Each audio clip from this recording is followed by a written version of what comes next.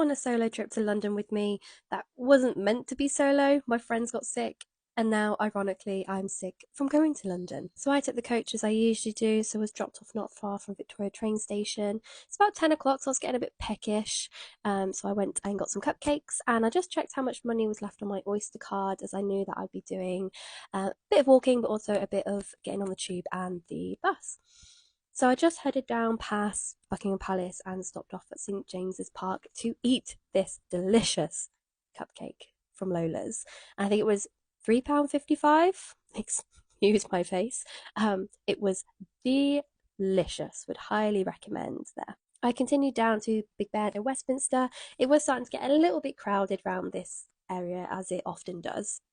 I also decided at that point that I was actually going to go to Tower Bridge, which I'd never been to before, and I didn't actually have any plans because my friends obviously didn't turn up. So hopped on the bus, got it to myself at the bottom, arrived at Tower Bridge. Was a little bit early for the slot that I had booked, but eventually I did go in.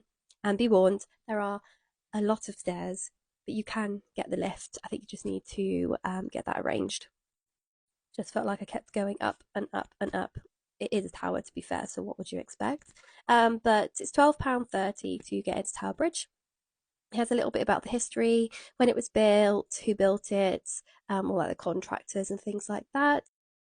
And in case you didn't know, they actually also have a glass floor, not just one, but two over both the walkways between the two different towers.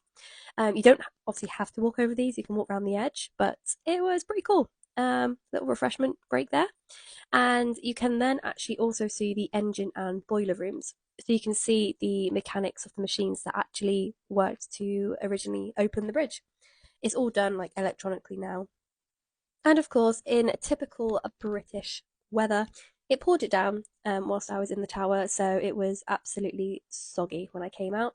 But it was lunchtime, so I decided to head over to Covent Garden. I grabbed a hot dog, and then I headed over to Marylebone, and there is a bookstore called Daunt's Books. If you've never been and you love books, you need to go. And then I topped it all off with a Taco Bell at my hotel, and yes, my flyers are done. Follow along for part two on the second day in London and for more travel adventures with me.